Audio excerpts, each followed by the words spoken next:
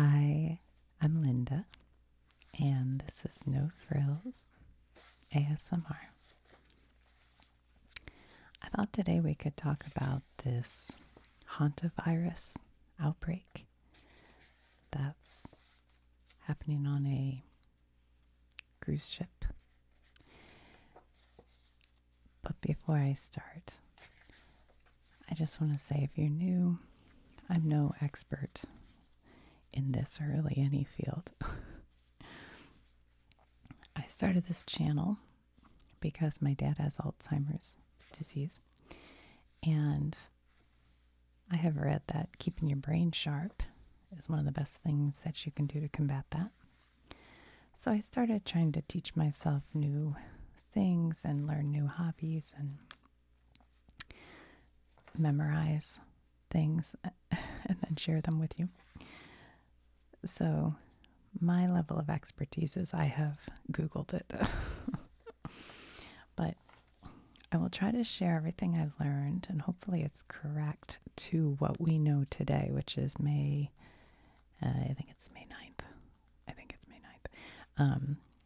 So, things could change rapidly with something like this. But as of right now, so having said all that, so hantavirus, first of all, I remember hearing about hantavirus back when I lived in Arizona, which is in the southwest of the United States, if you're not familiar. And it was around, it's been around for I don't even know how long, for a long time, let's just say. So it's not a brand new disease, but there is something a little bit unique about the version of it that is on this cruise ship.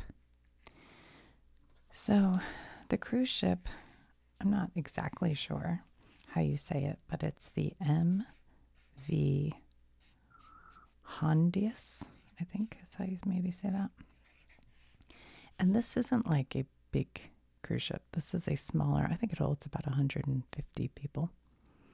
I went on one kind of similar, well, not really, because this ship is meant, you can go to like the Antarctica. It's a polar vessel, so I think it's like a better, I don't know, ship. I don't know much about this part. I don't know. But I went on one through Croatia. That was like a smaller ship one time. They're really cool. This isn't any fault of this cruise ship, I don't think. But this is an MV Hondius, and it's by Ocean Wide Expeditions, and I'm sure it's super awesome to go on. But it had come, well, let's do a timeline, okay? So my understanding is this particular, no, my pen. I thought this was a good one. Hold on. Sorry. These Sharpies do not last very long. That's okay. Okay, on April 1st, the ship left Argentina.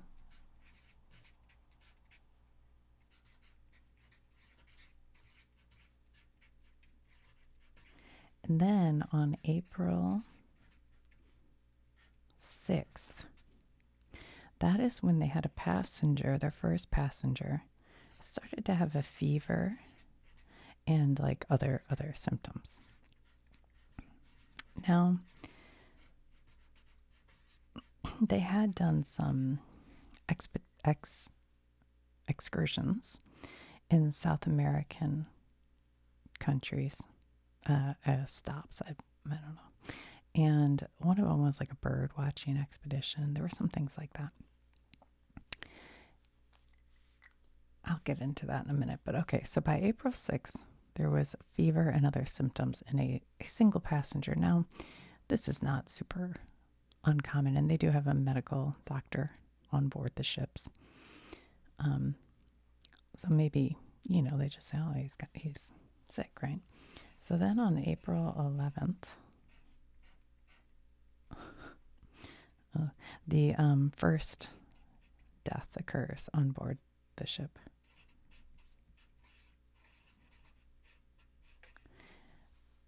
Now, Obviously, that's a little unusual, especially on a smaller ship. But, people get sick, things happen. So at this point, they're like, something's going on here because they started to have some additional illness. Some other people were getting sick. Now, at the beginning of hantavirus, you might get a cough, a sneeze, a fever, and maybe that's where you'll stay. But for some people, it will then travel to the heart and the lungs. And if it does that, it can get bad really fast. But you might, as a doctor, still think this is the flu, which can kill you, or some other illness like that. But then they start having other passengers. Now, on April 24th, some passengers disembarked the cruise ship. I don't know how much they knew about the illness on board. I'm sure in a small ship like that, you're hearing things. But there's still 150 people, and I assume these people have been quarantined to their rooms. So it's hard to say. I don't know how much this ship knows at this time.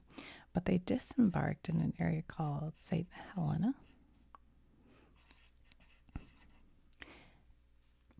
But that was before, the outbreak was recognized. But this is kind of important because we'll come back to that. But by early May, and I'm not sure exactly what date, they have lab confirmed hantavirus. Okay. So this is when they have a lab test and they said, oh, you've got hantavirus. And the version of hantavirus that they have, I should have looked up the spelling of hantavirus. All of a sudden, I'm a little worried. Hanta, is it H-A-U? Okay, I'll feel really stupid if I have just spelled hantavirus. Apologies, I don't know. But anyway, hantavirus is generally a disease that comes, how I've always heard of it, is from mouse or rodent, poop and urine, that it kind of dries, it gets into the dust, and then the dust picks up, and that's how you breathe it in. And my understanding when I lived in Arizona, and maybe this is incorrect, I didn't look it up, but because it's so dry out there, the poop and the urine dries quickly into the dust, and it's, easier to breathe it in. And that's why it's spread out there more. I don't know. Some of you might remember the actor Gene Hackman. Just last year, his wife, well, they were both found dead. And they realized his wife had hantavirus. And it can happen kind of quickly. You go from just thinking you have a cold to your lungs and heart being affected, and then it's downhill fast. And so she died, but he had, I think he had Alzheimer's.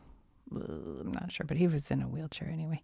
And so sadly, he didn't have his caregiver there anymore. That's a sad story. That's a real sad story. But that was hantavirus. So it just like fills your lungs with fluid pretty quickly.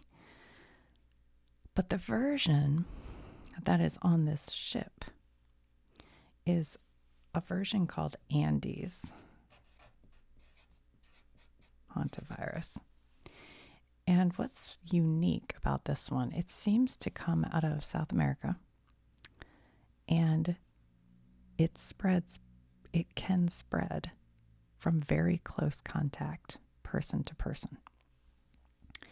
And they know about it because in 2018, there was a party in Argentina that led to 34 identified cases, and 11 people died. And that was spread at the party. So that was back in 2018. So they've started studying it, but there aren't like full-fledged studies on this yet, exactly how it passes person to person. But right now they think it's from, you have to be in pretty close contact. Like the people on board the ship seem to have been roommates or very close to each other. I don't know. That is still to be seen, I guess.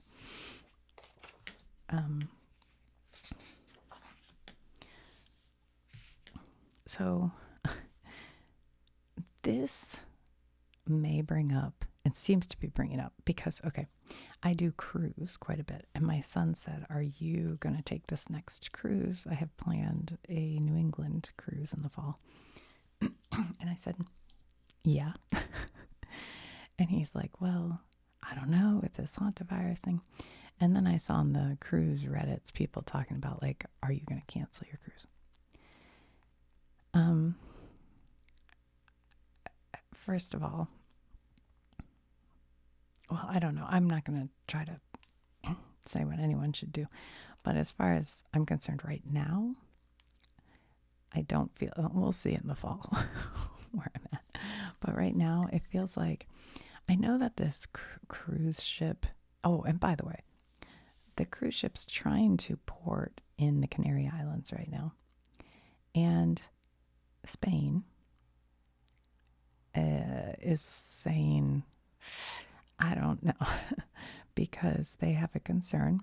And they don't have great, like, maybe I'm misunderstanding this, but they're not set up there in the Canary Islands to immediately care for these people who might be needing intensive care.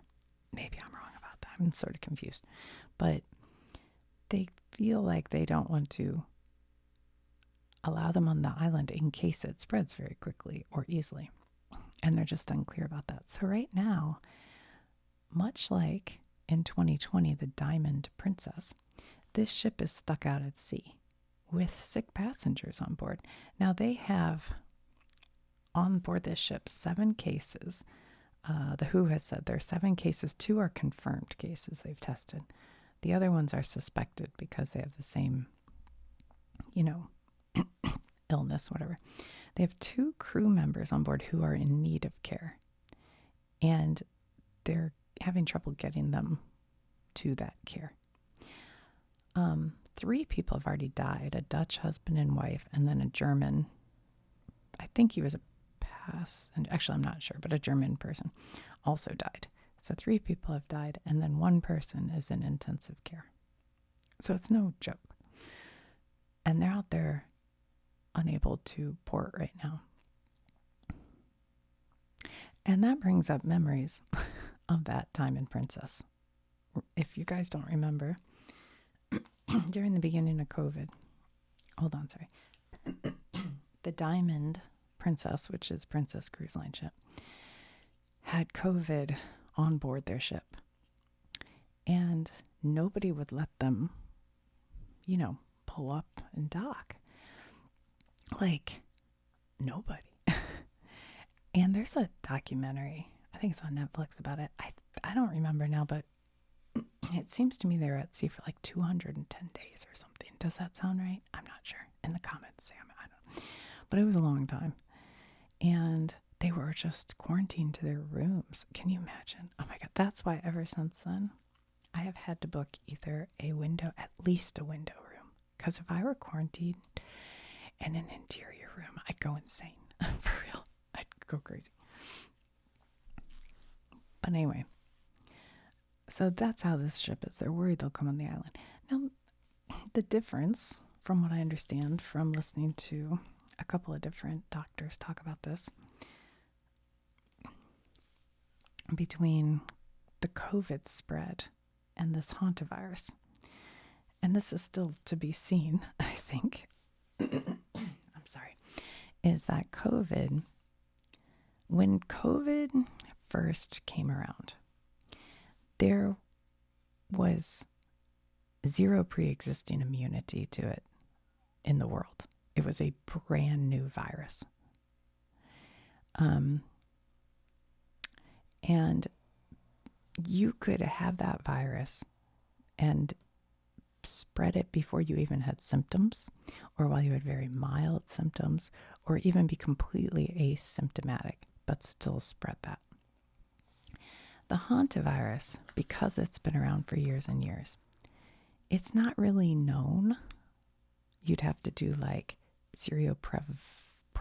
What do they call that? They do tests on blood to see how many people have antibodies to it. But it's possible that people of the world already have some antibody to the hantavirus. It's been around for such a long time. But that's kind of an unknown. Like I stayed at a cabin in West Virginia, and there were mice. So many mice that I woke up in the night and I heard something. I turned my light on, and my son was sleeping in the bunk bed, and there was a mouse on him looking at me.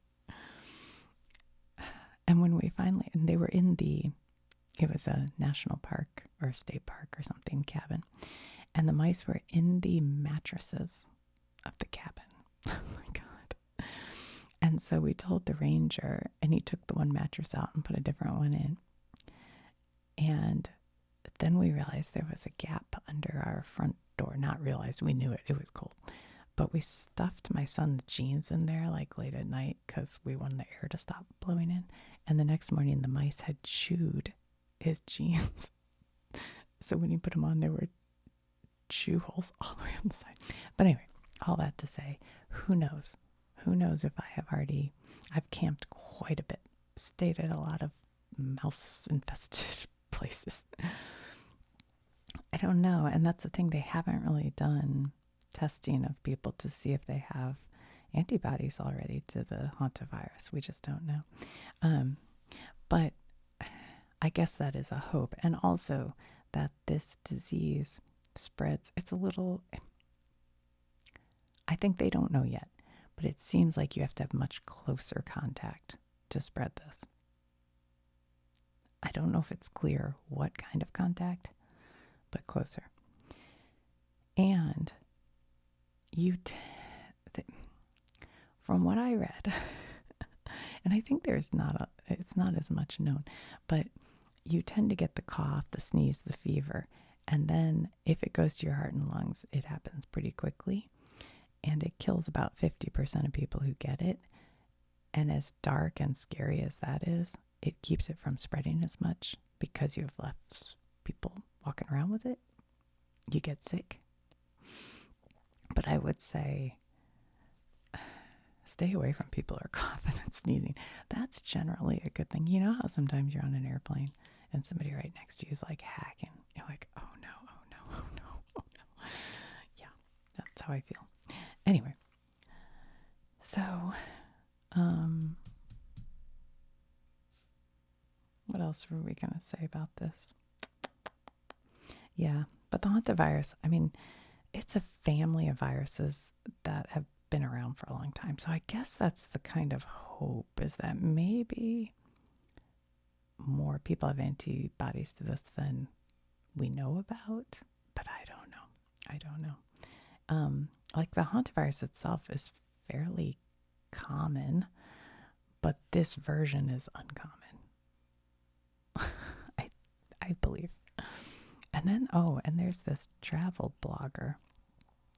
His name's like Jake Rosmarin or something. I was watching, he posted a video. He is on board this ship, and he is basically talking about, hey, we're people and we need help, and come help us. Don't keep us out here at sea. Oh, how frightening that would be. I did see in the comments of some article about it, people just going, well, that's what you get for cruising, blah, blah, blah. It's like, shut up. Don't be a jerk, The problem, though, once you have this, there is no treatment. They don't know how to, they can do treatments to try to keep your lungs clear and everything, but there's not like an antiviral or an antibiotic right now that's known that will treat it. They just can treat symptoms. So, yeah, that's scary. So anyway, I know what I was going to say. I know. So these passengers on April 24th disembarked in St. Helena. I don't really know where that is exactly, but they did not know at that time that the hantavirus, the Andes version of the hantavirus, was confirmed. So they traveled to different places, like New Jersey, some of them, and one of them was confirmed. I can't remember. Yeah, I don't know. But anyway, they traveled back to their homes. So I think it's the World Health Organization, I guess. They are tracking where all these people went, who they were in contact with. So they are doing some testing.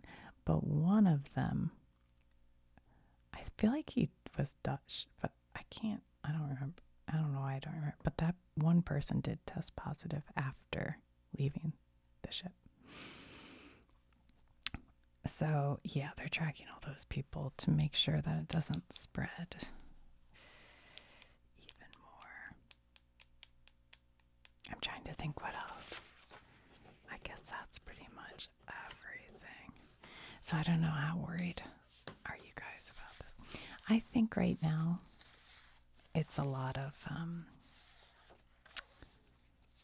there's a lot of people like, well, I shouldn't say, because part of me feels like it's being exaggerated. Like, this is not a big plague. But I shouldn't say that, because things like this, we got to watch and see. We got to wait and see what happens. But right now, it feels like it's a little harder to spread. So hopefully, it won't spread. And this version that does spread, it seems like it comes out of particularly South America. But, once, I don't know. And there's no vaccinations for hantavirus right now either. So really the best you can do to protect yourself is stay away from anyone who seems to be coughing or sneezing or have a fever. You go back to wearing a mask if you feel like you're like on an airplane. Maybe so. But I think generally when you're in a bigger environment, like this ship it's not tiny, but it's not big either. It's 150. So they're in tighter quarters. I think if you give yourself some space, it seems like you need to be pretty close up to people, or breathing in, mouse droppings, dust. That's the other way you can get a regular hantavirus.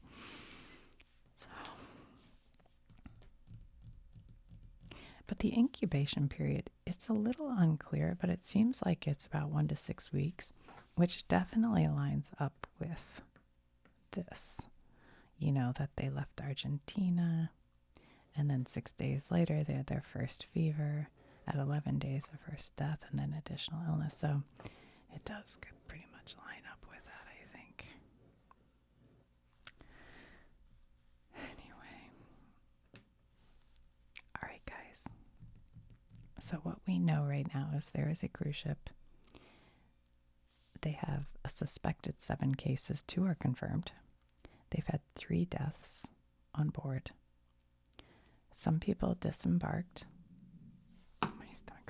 in St. Helena, and at least one person has tested positive after leaving that I'm aware of. The symptoms generally start with a fever and coughing and sneezing. It can then progress to your hearts and lungs, and that's bad.